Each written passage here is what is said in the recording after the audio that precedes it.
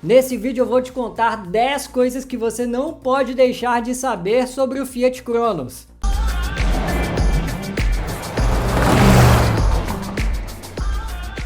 Se você gosta de saber pontos positivos e negativos sobre automóveis, então eu te convido a se inscrever aqui no canal. É só clicar no botão aqui embaixo do vídeo e ativar o sininho das notificações. Tá preparado para saber 10 fatos sobre o Cronos? Então já deixa um like.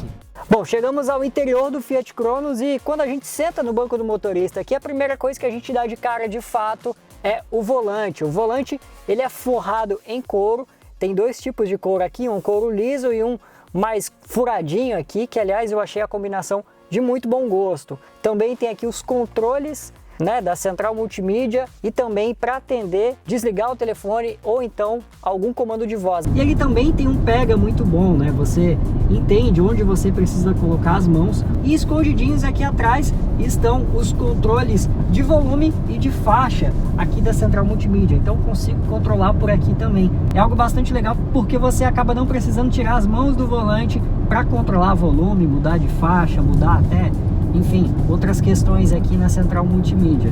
Só o que faltou para encontrar a posição ideal para dirigir foi a regulagem de profundidade da direção. Aqui, disponível apenas a de altura. Outra coisa que eu gostei bastante, sem dúvidas, foi a direção elétrica.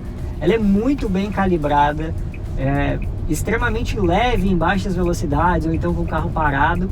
E ela tem o peso certo com o carro em movimento, com velocidades acima ali de 80, 90 km por hora. Realmente é algo muito gostoso, torna o Cronos mais gostoso de dirigir e também mais fácil de manobrar. Vamos combinar que a gente está falando aqui de um sedã, então tem um volume a mais ali na traseira em relação a um hatch. E qualquer ajuda para algumas pessoas, né, que tem mais dificuldade de manobrar, qualquer ajuda vale. E aí sem contar também que ele tem os sensores de estacionamento, né, que você pode acompanhar pelo bip ou então aqui pelo painel. E ele também tem a câmera de ré. Ele também tem essa função de um toque na seta, que você faz isso e ela pisca 5 vezes. Um fato a melhorar, e isso é uma lição em geral para os Fiat, é sem dúvidas o câmbio. Os engates poderiam ser um pouquinho mais precisos e o curso da alavanca mais curto. Não chega a ser um fator grave, mas com certeza iria melhorar a experiência a bordo do sedã. Mas no interior do carro ainda dá para perceber outros pontos positivos, principalmente em relação aos concorrentes. Bom, o isolamento acústico ele tem seus pontos positivos e pontos negativos. Os positivos é que ele isola bem, principalmente o ruído dos pneus. Eu estou numa via aqui em que o asfalto é um pouquinho mais poroso, então em algumas situações, em alguns veículos você ouve bastante o rolar dos pneus no asfalto. E aqui ele isola bem, não fica 100% isolado, né? Você ainda escuta um pouquinho, mas não chega a ser algo que incomoda. E também outra coisa é o motor, que é bastante silencioso.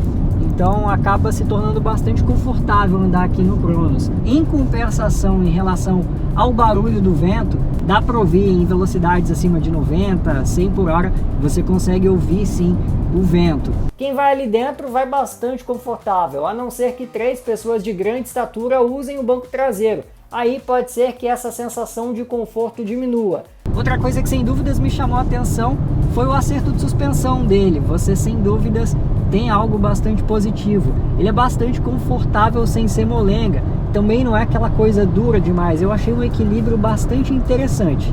Sem contar também que a suspensão filtra muito bem as irregularidades. Então você não sente tanto buracos, não sente tantos remendos, né? Porque tem alguns carros que você realmente acaba chacoalhando bastante, mas o Cronos ele tem um acerto de suspensão bastante legal e acaba filtrando bastante as irregularidades do solo.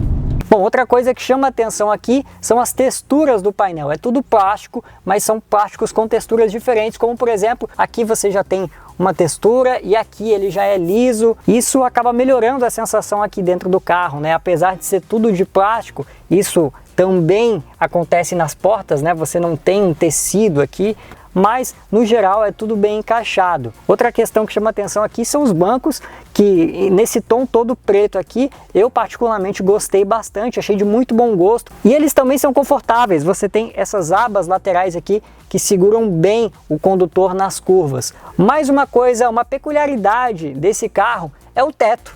Ele é todo preto, assim como as colunas. O forro do teto é preto, mesma coisa os parassóis, né? Você tem até o espelhinho aqui, o plafonier do teto é todo em preto. Isso realmente é bastante bacana, dá um ar mais diferente, né, para o Cronos. Na cabine, apesar da quantidade de plásticos, os materiais usados são de boa qualidade e os encaixes são bons. O cuidado, inclusive, se estende ao porta-malas todo forrado e que tem acabamento também no interior da tampa. Aqui no centro a gente vê a central multimídia, uma tela flutuante, ela tem espelhamento do celular apenas pelo cabo, né? Você tem o cabo USB aqui na frente desse porta-trecos aqui e também dos porta-copos que ficam na frente da alavanca de câmbio. Inclusive, você prefere espelhamento sem fio, com fio ou não liga para isso? Fala aqui embaixo para mim nos comentários. Pelo menos o uso da central é intuitivo, a tela tem grafismos bacanas, mas a navegação do sistema nativo poderia ter ícones um pouquinho maiores. No mais, pela falta de espelhamento sem fio e por não oferecer carregador de indução, o Cronos fica com esse ponto negativo a ser observado. Bom, vamos lá, eu já estou aqui no banco traseiro, o banco dianteiro está posicionado para a mesma posição que eu dirijo.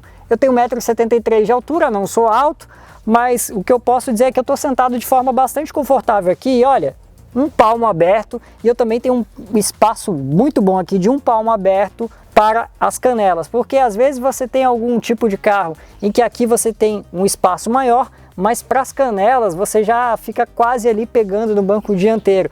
Isso chama bastante atenção para como o espaço interno desse carro aqui é muito bem aproveitado.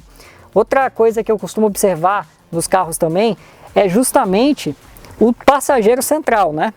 Você tem aqui um túnel central, ele não é tão alto assim, mas já é o suficiente para os joelhos ficarem bem inclinados. Você vai ter que dividir seus pés aqui porque tem esse porta-trecos aqui, um porta-copos com uma entrada USB que acaba avançando aqui pelo túnel central. Agora, se o passageiro do meio quiser um pouquinho mais confortável, ele vai ter que descer os pés aqui para cada lado, né, do túnel central, e aí você diminui essa inclinação do joelho, vai um pouquinho mais confortável, mas em compensação vai sim brigar com os passageiros dos lados aqui por um espaço nas pernas. Os sedãs têm ainda um grande argumento. No caso do Cronos é grande mesmo, eu estou falando do porta-malas. São 525 litros. É maior que a capacidade de praticamente todos os sedãs aí da mesma categoria. Se porta-malas for de fato um diferencial, você pode deixar o SUV de lado e partir para um sedã. Bom, aqui debaixo do capô se esconde o motor 1.3 Firefly. São 107 cavalos no etanol e 13,7 kg de torque. E quando abastecido com gasolina, 98 cavalos e 13,2 kg de torque.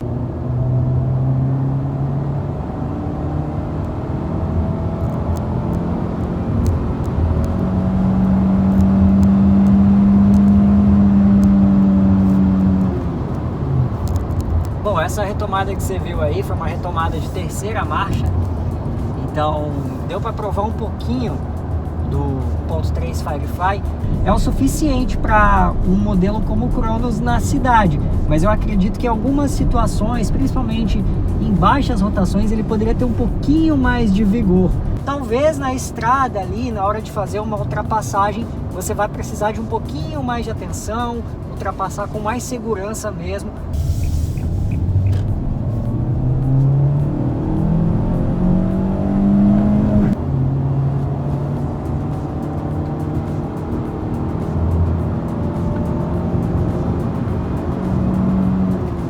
Dá para notar que o acerto prioriza o consumo de combustível. Rodando na gasolina, o Cronos fez a boa marca de 11,3 km por litro na cidade. O número está abaixo dos 13 por litro indicados pelo Inmetro, mas mesmo assim pode ser considerado bom. O Instituto ainda indica uma média de 15,6 por litro na estrada. Com etanol, os dados do Inmetro apontam médias de 9 por litro na cidade e 11 na estrada. Se ele tivesse opção de GNV ou mesmo pré-disposição para o gás natural, com certeza teria melhores vendas no mercado. Seria uma opção e tanto, principalmente para os motoristas de aplicativo. Gostou de saber tudo isso sobre o sedã da Fiat? Então deixa um like aqui embaixo. E se quiser ver mais pontos positivos e negativos de outros carros, é só se inscrever aqui no canal. Clica no botão embaixo e ativa o sininho das notificações.